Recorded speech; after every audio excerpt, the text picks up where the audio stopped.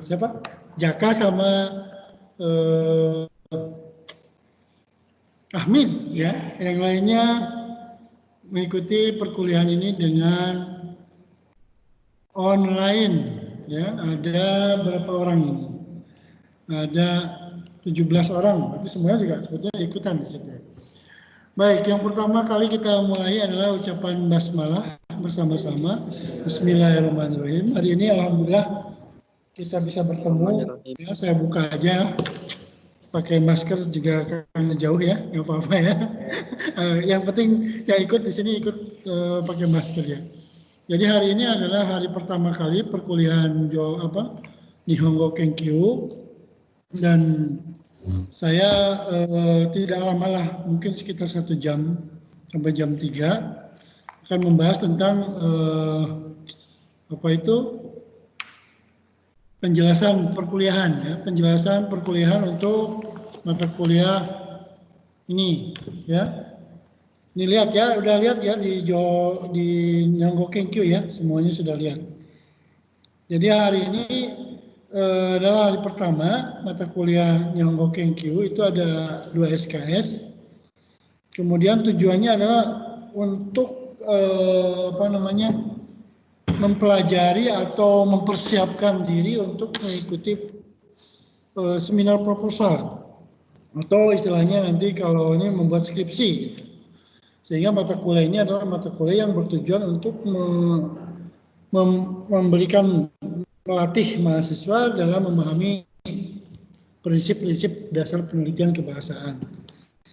Jadi nanti mata kuliah ini targetnya adalah mahasiswa mampu menulis dan membuat proposal skripsi di bidang kajian bahasa Jepang. Jadi bukan kajian pendidikan, tapi kajian bahasaan ya, kajian kebahasaan. Jadi kalau misalnya Anda tidak mengikuti mata kuliah ini, maka nanti Anda kemungkinan tidak bisa mengikuti sempro ya, seminar proposal. Nah, di sini ada jadwal rencana pembelajaran ya. Jadi di sini saya setting dulu tanggal 10 sebetulnya kan, tapi sebetulnya mulainya tanggal 17 September ya. Jadi hari ini ada orientasi perkuliahan terlebih dahulu, kemudian nanti ada outline perkuliahan seperti apa semester berikutnya, pertemuan berikutnya. Kemudian nanti ada kajian bahasa 1, maksudnya kajian internal 1, kemudian ada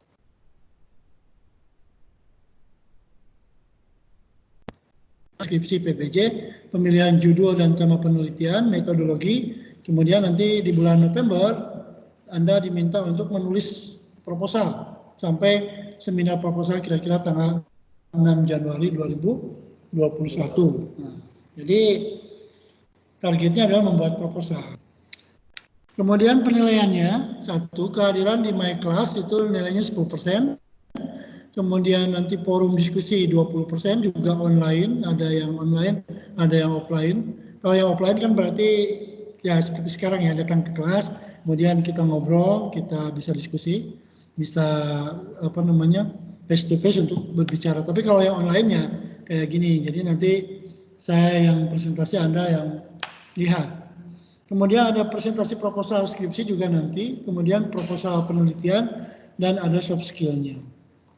Sama ya.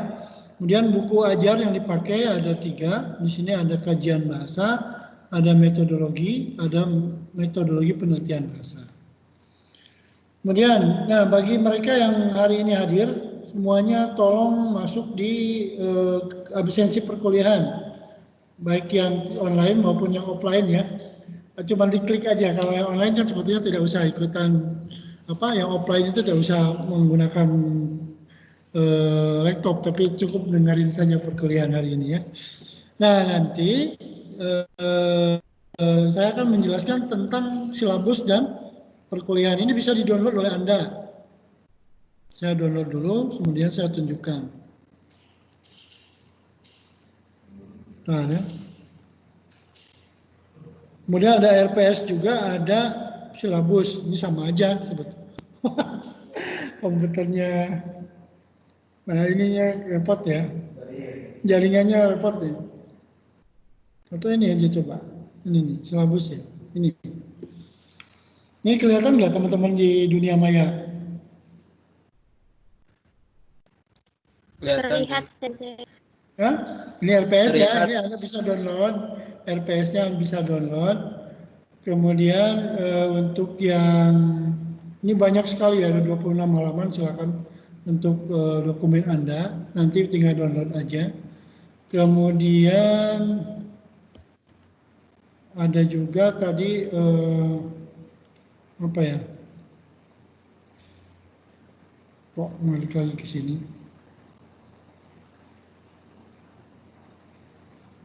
PPT mana ya?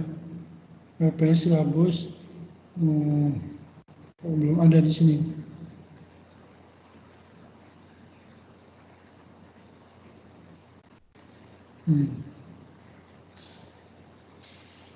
Tadi yang tadi ya. Nih penjelasan dan silabus nggak bisa dikontrol. Oke.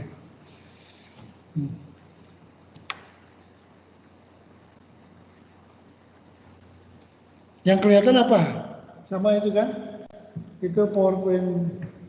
Ini kan tampilan dari layar saya ya. Nggak tahu yang di my class seperti apa. Apa yang di PowerPoint-nya udah kelihatan belum, teman-teman? Belum, Sensei. Belum, Sensei. Nah, saya nanti share lagi kalau gitu. Memang repot sih kalau perkuliahan kayak gini tuh ya. Repot mempersiapkannya juga, repot pelaksanaannya. Tapi sebentar pelaksanaannya juga. Ya, kalau di rumah paling tidur ya. Ambil tidur dengan perkuliahan ini ya. Oke ya, yang ini PowerPoint udah kelihatan belum? Apa ini komputernya kayaknya? Leo katanya mau kuliah offline tapi kok nggak datang ya? Nah, gimana dia sekarang? Di rumah? Kelihatan belum? Belum ya?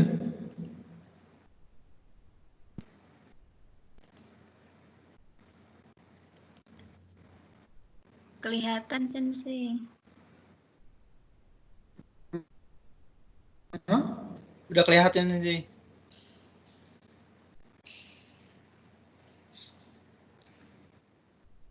Oke.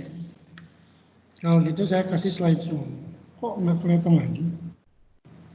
Ini berarti jaringannya kalau gini ya.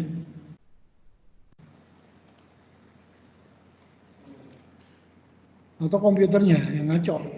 Hah?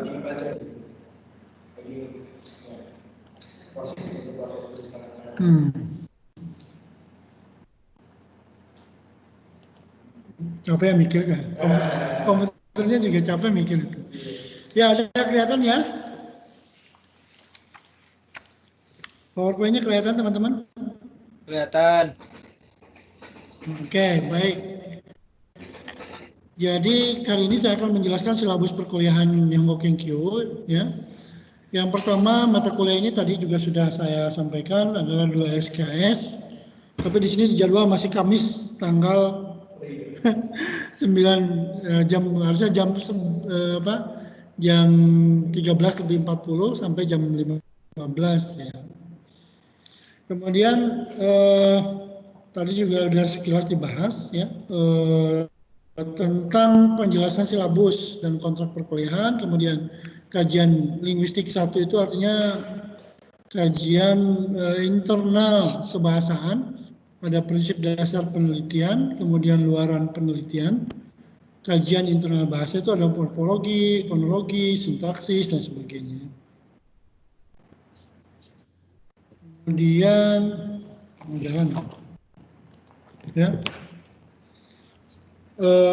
Ada yang disebut dengan kajian pemakaian bahasa, ada sosiolinguistik, ada psikolinguistik, kesalahan pemakaian, kemudian pragmatik, analisis percakapan dan linguistik historis. Nah itu. Kemudian nanti kita bahas juga di pertemuan keempat, kita bahas tinjauan pustaka, ada prinsip tinjauan pustaka, fungsi tinjauan pustaka, konten tinjauan pustaka, dan tinjauan pustaka yang bisa dipakai, ya, permasalahan-permasalahan seputar tinjauan pustaka. Kemudian trik penulisan tinjauan pustaka juga ada. Nah, kemudian dari 5 sampai ke 6 nanti kita akan membahas tentang metodologi dan teknik bagaimana menganalisis objek dari penelitian linguistik, ya. Oke, sama juga, ya, ada kebahasaan dan sebagainya. Kemudian nanti pertemuan 11-12 kita lihat topik-topik penelitian, terutama penelitian yang tren di PBJ 2017 sampai 2020, ya. Kemudian ada praseminar, nanti Pak Praseminar itu Anda mempresentasikan judul Anda yang ingin dibuat dalam skripsi Anda. Kemudian nanti ada sempronya, ya. Jadi ada praktek penulisan proposalnya dan sempro. Kemudian ini juga sama ya, penilaian komposisi, tugas akhir dan sebagainya. Kemudian nanti objek penelitiannya saya akan coba buat, ya. Ini ada 16 kelompok, maka dibuat 16 kelompok saja. Jadi tidak ada kelompok teman gitu. Jadi semua orang membuat penelitian sendiri. Kemudian ini kan saya hanya 1 atau 2, tapi saya pinginnya Anda langsung mencari tema, kemudian membaca jurnal-jurnal, kemudian nanti presentasi 1 orang 15 menit selesai. Misalnya sekarang yang hadir hari ini Ahmid dan Jaka, presentasi 30 menit, kemudian nanti kita feedback gitu. Jadi presentasinya pertemuan ke-4 lah, ya, atau ke-5 gitu. Karena ini kan masih materi dulu, baru nanti setelah itu presentasi presentasi individu. Jadi misalnya Ahmid ingin meneliti apa, judulnya apa, kemudian kira-kira referensinya udah punya berapa. Kemudian kalau temanya seperti gini gimana? Kemudian nanti kita rancang dari mulai pendahuluan sampai ini. Kalau perlu itu baca dulu jurnalnya, kemudian nanti di jurnal itu ditemukan masalah apa, di jurnal ini udah dibahas misalnya. Nah, kita mau membahas apa lagi? Ya, jadi kalau penelitian yang bagus itu adalah membaca dulu, baru nanti kita menentukan penelitian. Karena dari membaca itu bisa kita lihat apa yang dilakukan oleh peneliti ini, kesimpulannya seperti apa. Jadi kalau kita meneliti lagi itu berarti kan kita menduplikasi, itu tidak boleh. Tapi meneliti apa yang sudah diteliti orang lain, kemudian kelanjutannya seperti apa. Misalnya kalau kita membuat kursi itu sudah jadi, nah berarti kita membuat modifikasi, kursinya kursi pakai tempat duduk misalnya, atau kursi yang nanti ada tempat bersandar, tambahan penelitian kita itu. Jadi jangan sampai penelitian kakak kelas yang dulu dipakai diulangi lagi, diduplikasi oleh kita, itu namanya plagiasi, itu tidak boleh.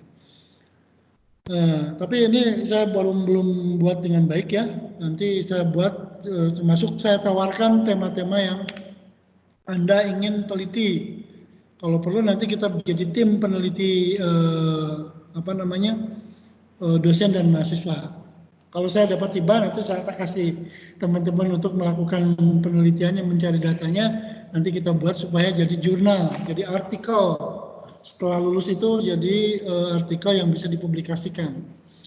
Jadi nanti saya yang mempresentasikan, tapi itu hasil kerjasama antara dosen dan mahasiswa. Misalnya saya suka penelitian kebahasaan yang misalnya tentang analisis konten bahasa yang ada dalam media sosial misalnya pengajaran kanji itu seperti apa di media sosial gitu ya. Nah itu nanti siapa yang mau bersedia ikut penelitian saya, judulnya kemungkinan adalah analisis konten bahasa Jepang dalam kurung kanji, ya, pembelajaran kanji yang ada di YouTube misalnya. Itu 1 orang. Satu lagi, analisis konten pembelajaran bahasa Jepang kanji yang ada di Instagram misalnya. Jadi nanti ada kanji di Instagram, kanji di YouTube, kanji di Facebook. Itu 3 orang itu, ya. Itu jadi skripsi 3 gitu. Dan nanti saya sebagai payung penelitian sayanya, jadi saya buat media sosial gitu. Tapi yang saya judulnya adalah analisis konten bahasa Jepang atau pengajaran bahasa Jepang dalam media sosial, itu judul saya.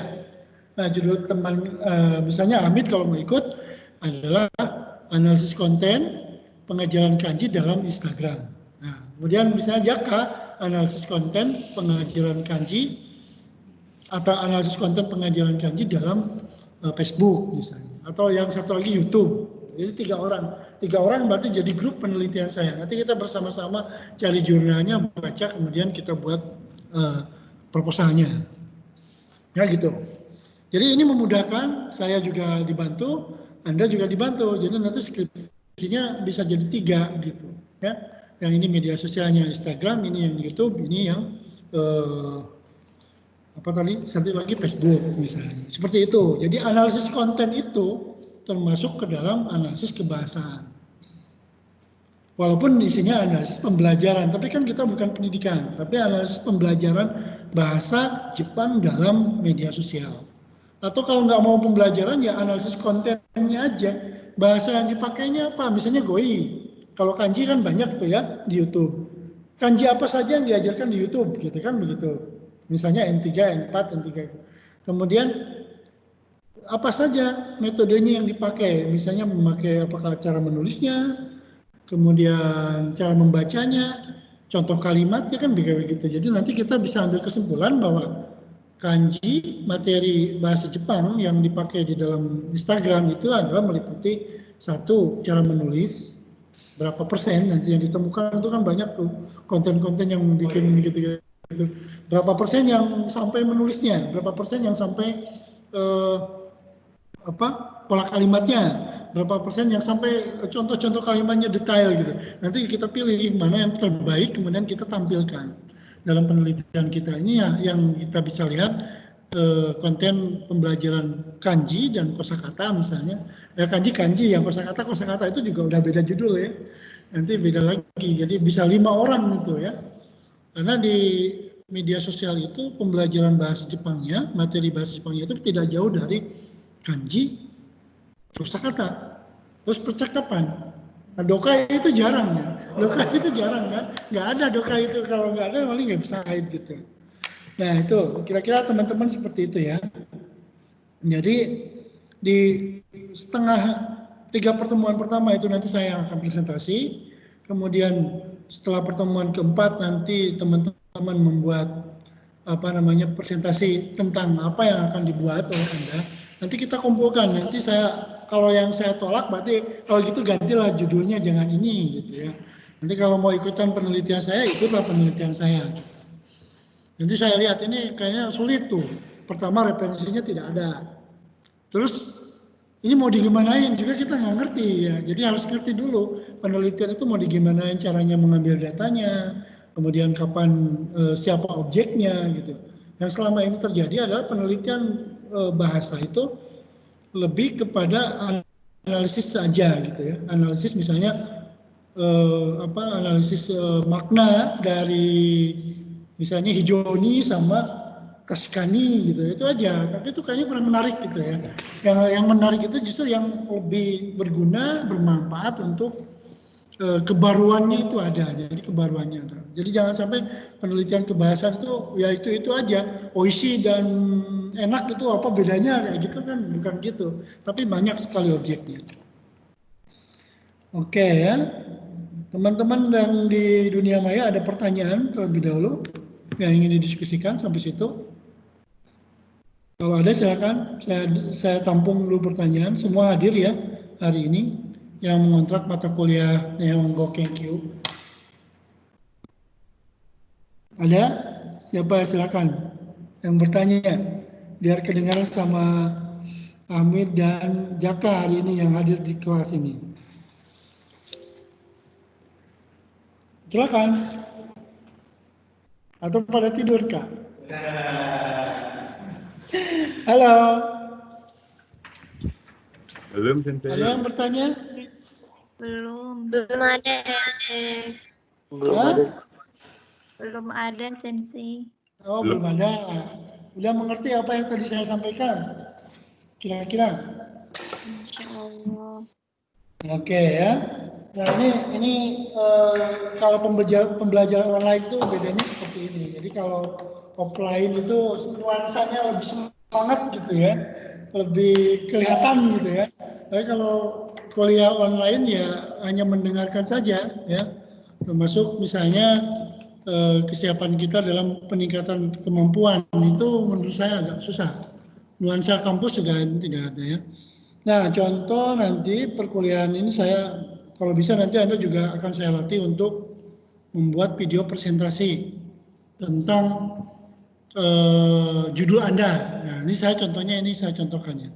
Teman-teman bisa lihat nggak? Masih bisa lihat my class? Enggak ya? Saya lihat my class saya? Masih Nah, sambil Bisa, Sensei. sudah ya. Saya supaya saya istirahat dulu dan coba ini contoh ada presentasi minggu kedua nanti. Ini contoh aja. Ini juga saya juga lagi belajar membuat video presentasi. Ini terburu-buru tadi. Buatnya terburu-buru. Harusnya disetting dengan baik ya. Maklum bukan YouTuber. Mohon maaf teman-teman. Nah, makanya sinyalnya juga jelek ya.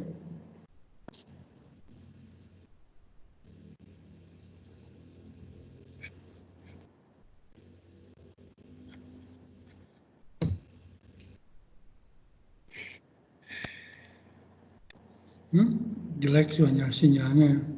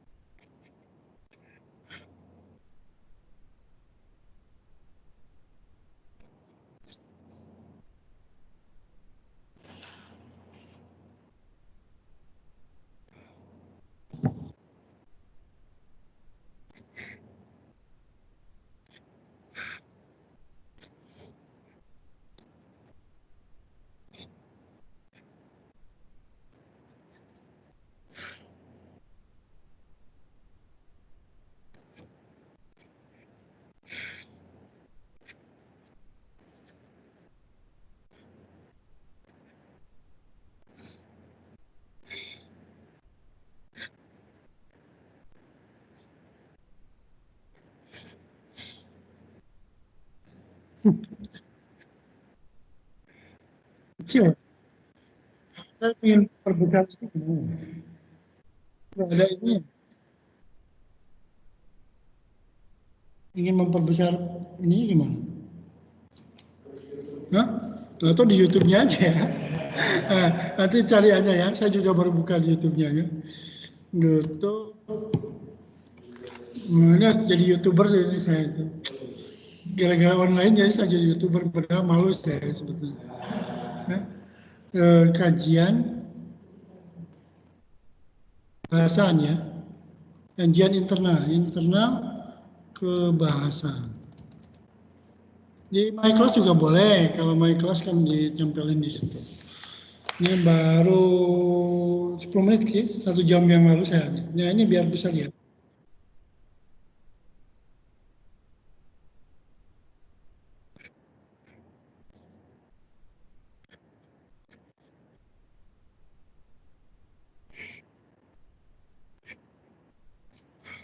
Kelihatan nggak teman-teman? Kelihatan, Sensei. kelihatan Ya. Sensei. Kalau kelihatan saya sharing lagi ya. Wah, mohon masukannya kalau jelek jangan di itu ya, jangan dibully ya. Oke, komen ya, komen boleh sih.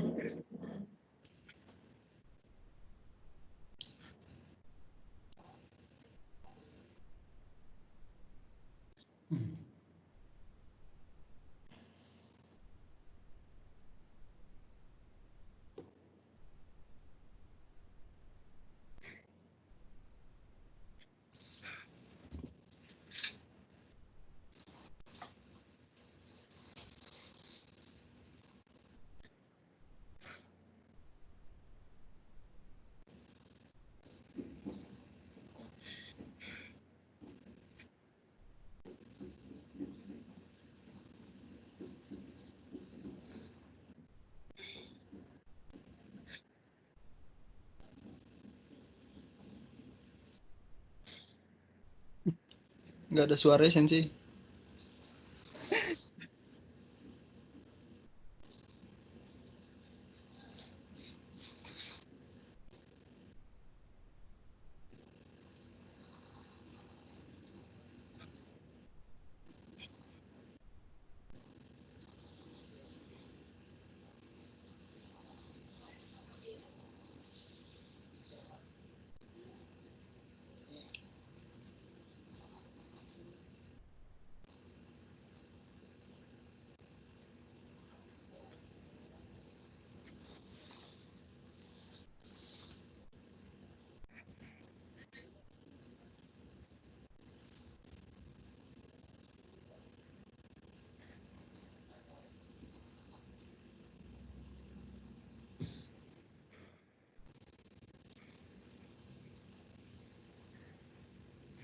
Ya, habis itu dulu ya.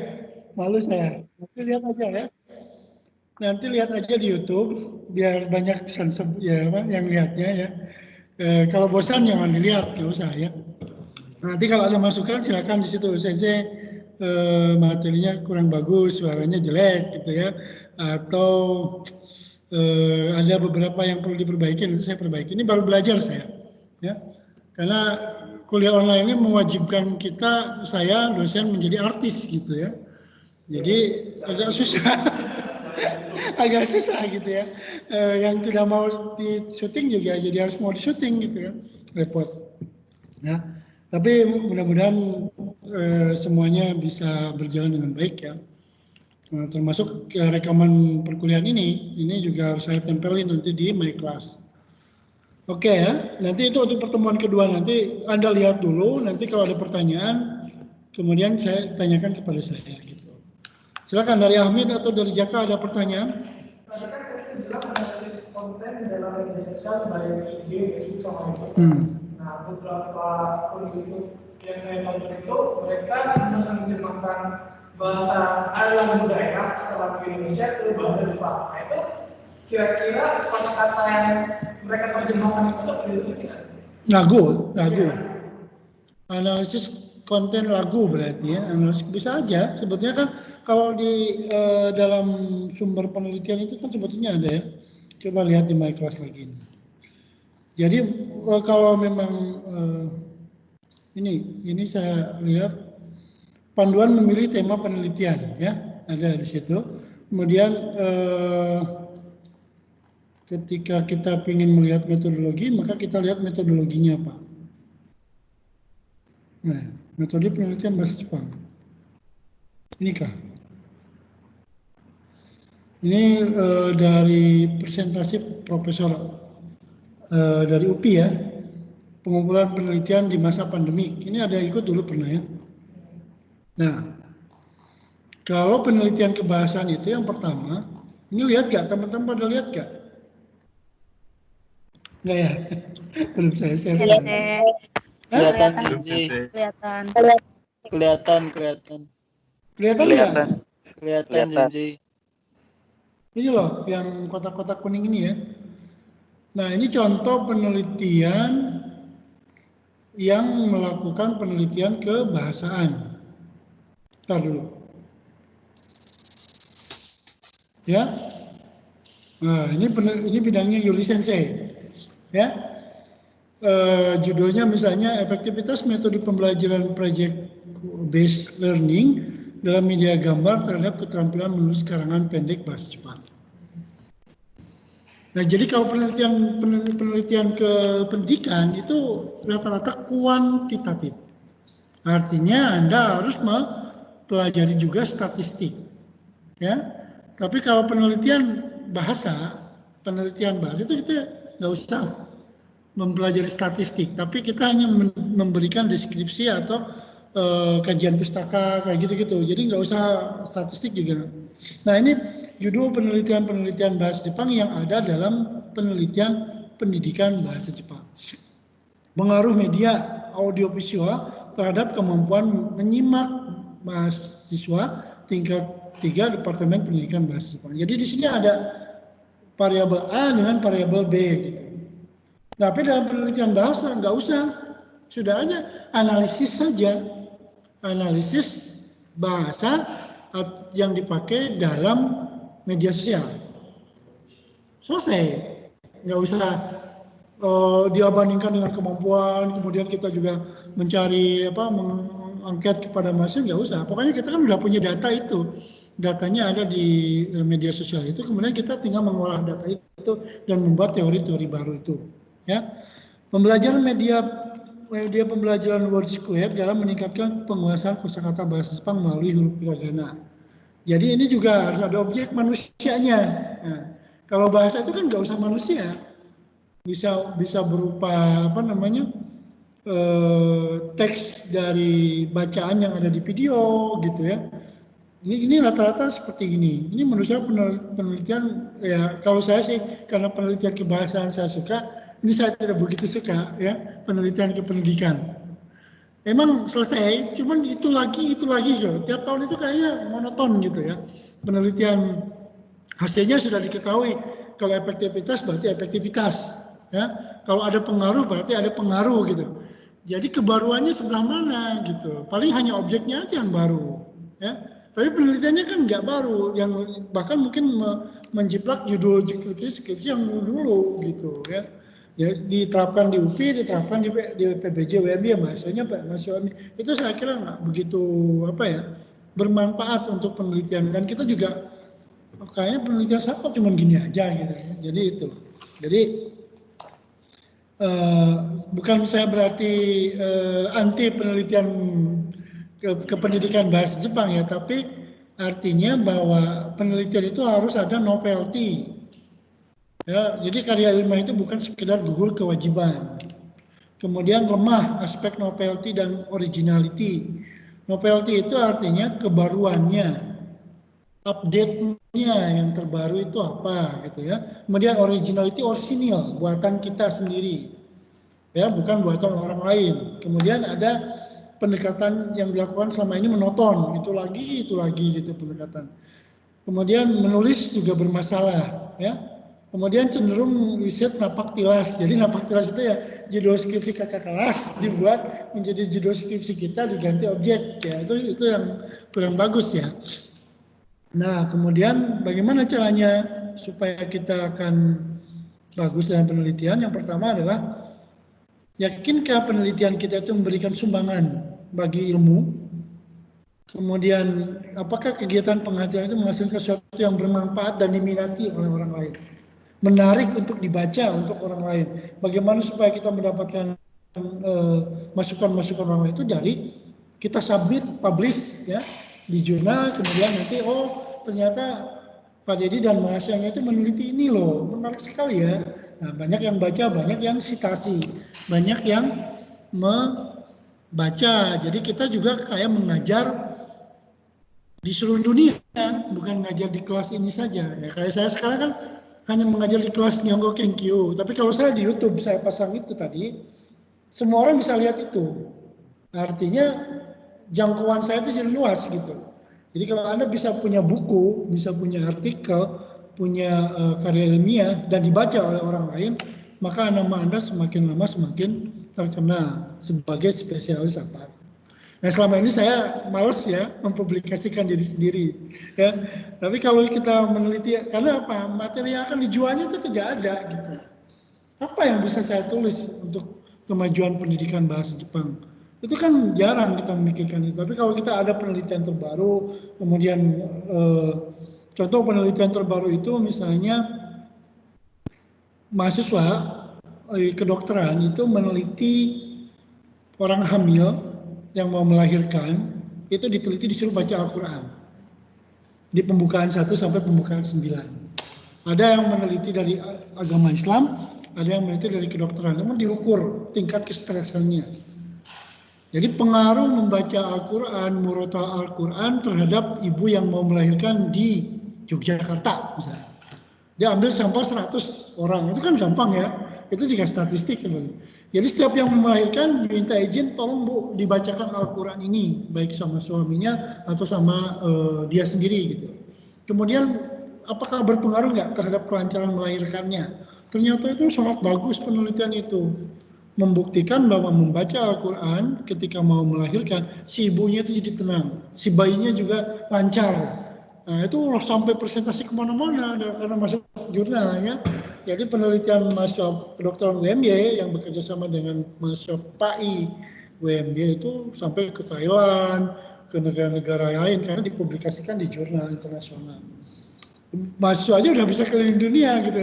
Saya nggak bisa presentasi itu, Amin pergi ke Jepang lah ya, kayak gitu. Tapi kalau hasil penelitiannya kan bagus ya, seperti penelitian ke budaya misalnya, kenapa orang Jepang itu tidak boleh makan babi gitu kan.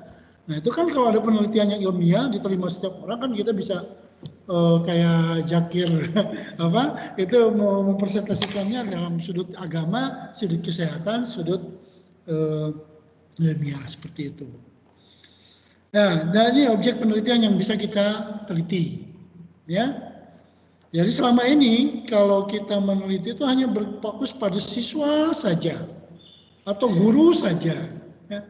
Nah, yang biru-biru ini jarang tersentuh ya. Saya ingin kita di penelitian kebahasaan itu kita meneliti tentang yang biru-biru ini. Nah, bukan biru ya, hijau ya. Nah, misalnya lagu anak atau bahasa Jepang untuk anak-anak sekarang lagi ngetren, Japanese for Children. Materinya apa? Ketika mengajar di PAUD, materinya apa? Kosakatanya apa? Kan itu juga penelitian bahasa. Buku ajarnya seperti apa? Nggak apa-apa, itu juga nanti kalau kita teliti buku ajar yang ada di ini bahasa Jepangnya itu isi bahasa Jepangnya bahasa Jepang yang untuk orang dewasa. Nah, kalau untuk anak kecil gimana? Kita lakukan penelitian. Anak kecil itu baca buku banyak buku-buku, kemudian kumpulin kosakata untuk anak kecil di Jepang. Kan begitu. Nanti terbentuklah suatu modul buku bahasa Jepang untuk anak, seperti bahasa Inggris untuk anak-anak. Kayak kumong gitu ya.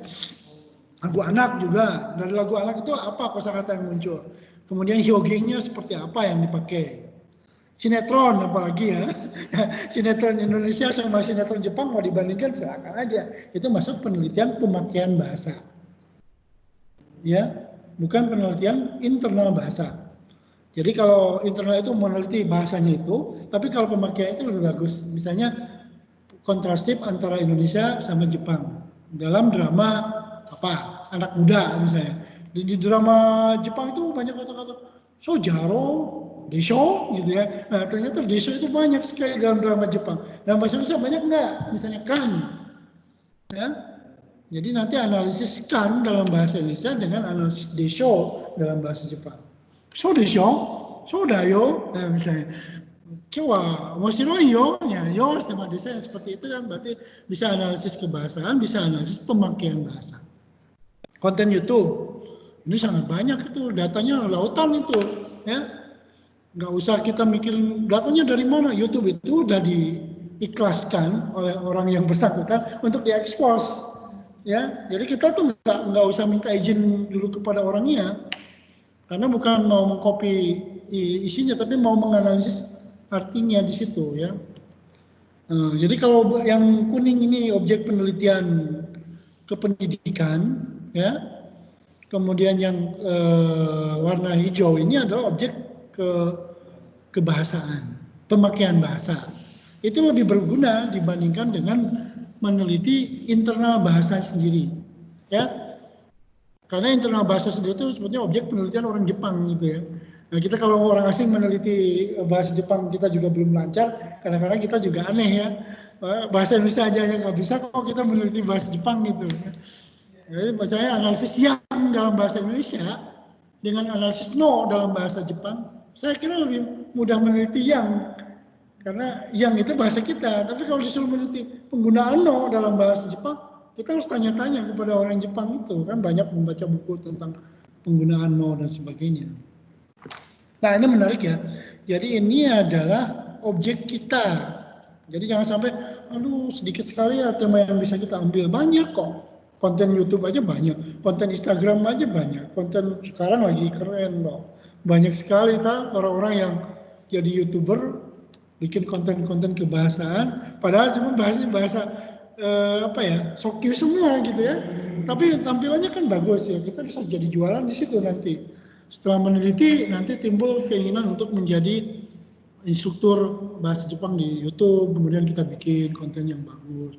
Kan sekarang ada Canva, ada Photoshop, ada desain grafis, itu bisa jadi bahan kita untuk mencari uang. Dan dengan bahasa Jepang yang kita miliki, kita bisa jadi, ini nggak usah menjadi karyawan melulu gitu ya. Oke. Sampai sini ada pertanyaan teman-teman yang di dunia maya. Saya lebih bersemangat kalau ada orang yang mendengarkan langsung ya. Kalau dari dunia maya saya kayak agak gimana gitu ya, saya ngomong sendiri di depan komputer gitu. Oke, ada pertanyaan dari teman-teman di dunia maya, Dumai? Belum, Sensei. Belum ya. Ini tahu ya.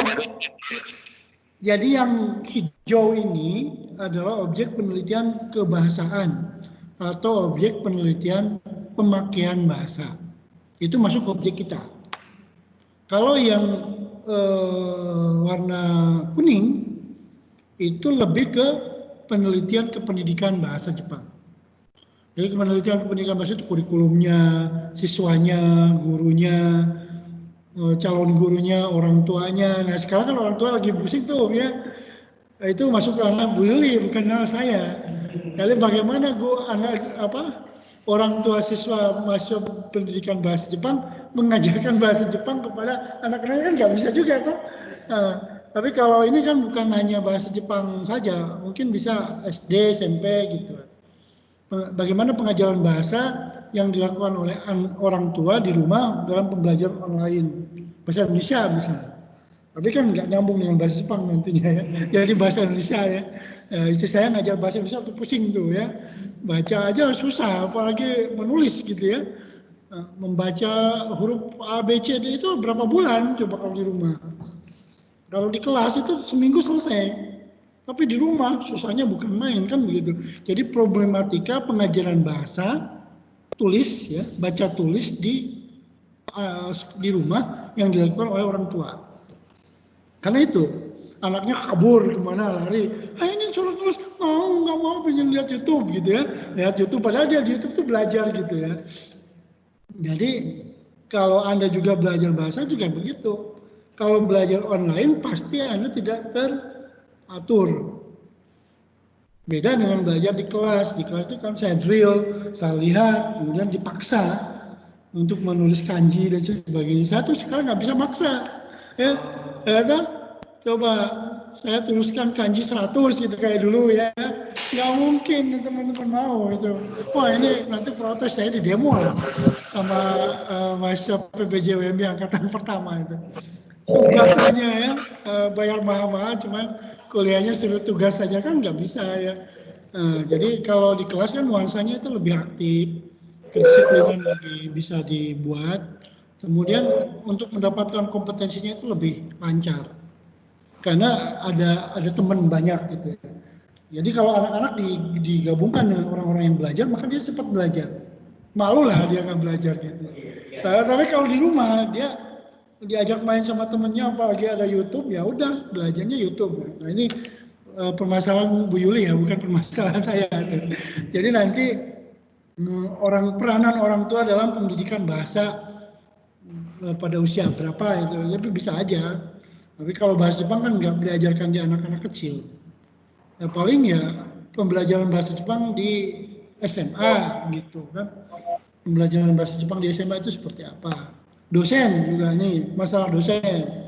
Kalau dosen ini mungkin penelitiannya adalah seberapa banyak sih kemampuan dosen dalam mengajar bahasa Jepang. Sertifikasinya seperti apa? Berapa persen dosen yang sudah lulus N1, N2? Nah, itu kan berarti ke dosen-dosen semua tuh, seluruh Indonesia diteliti. Tapi kalau masa kayaknya itu ditolak ya, untuk mengambil data seperti itu.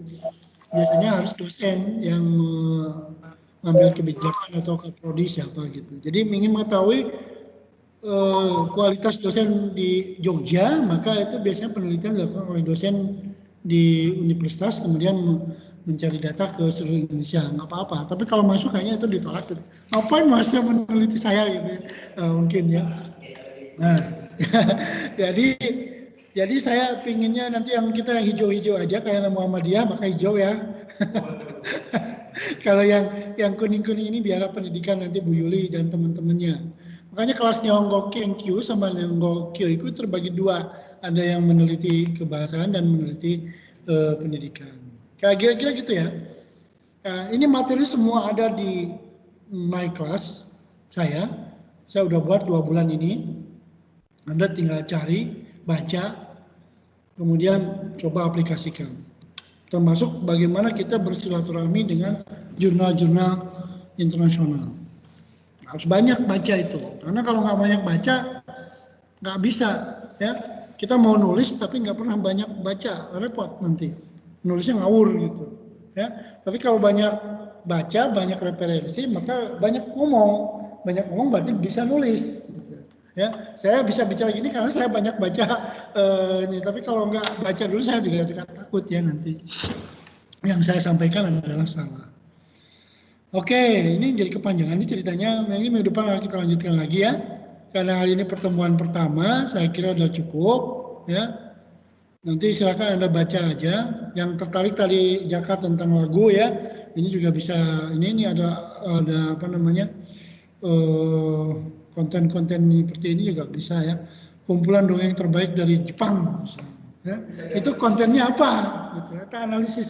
Jadi analisis buku ajar. Analisis bahasa Jepang yang terdapat dalam buku ajar orang Jepang.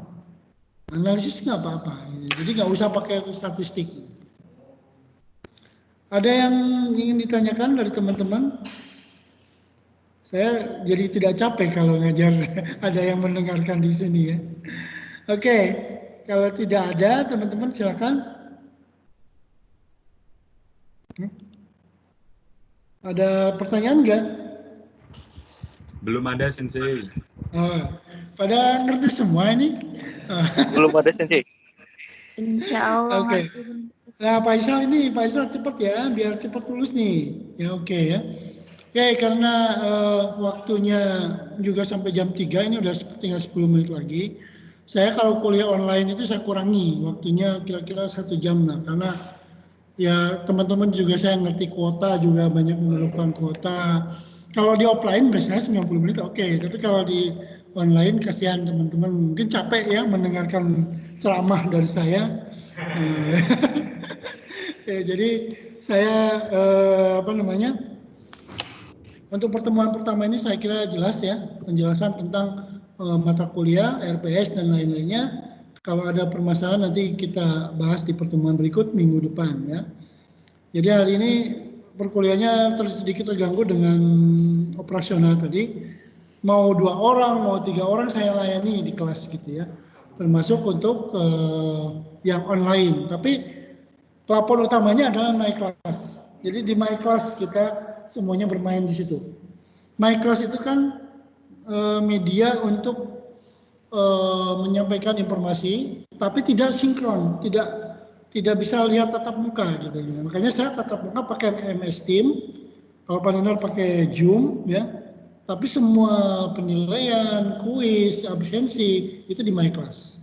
Jadi My Class juga tolong sering dilihat ya. Kalau ada masalah masuk ke sana tolong. Karena saya masukkan juga di situ nama-nama Anda. Oke ya. Kalau tidak ada pertanyaan, saya tidak bisa sapa satu-satu. Maaf Sensei. Ya, Dian silakan. Untuk saya sama MS sepertinya belum di enroll sama Anda? Sensei di My Class. Oke, udah key-in belum? Sudah. Tapi kok nggak ada di daftar nama saya ya? Oke, siapa? Dian sama? Iya, sama Memes. Sama Memes Sensei. Oke, bentar saya share dulu My Class-nya. Ya, makasih Sensei. Biasanya itu belum bayar SPP. Mas, saya Maaf. Bentar, saya lihat dulu di My Class ya.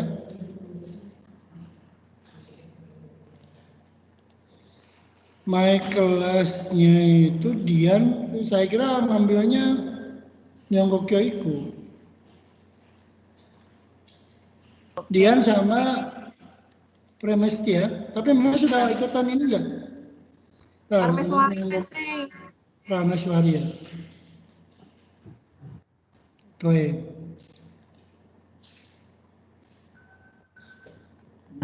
Kalau harusnya dari tadi, biar absensinya saya tutup 10 menit lagi. Nggak apa-apa lah ya. Administrasi, kemudian user. Dian belum masuk ya, saya coba masukin. Dian, emailnya yang mana? Dian Rahmawati ya? Iya. Dian R. Rahmawati.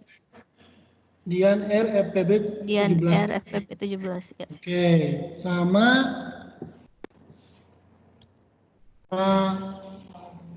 Parames. Suari. Prames. Parmeswari Sensei. Mes. Oke. Parmeswari Dewi Rahmania. Iya. Oke.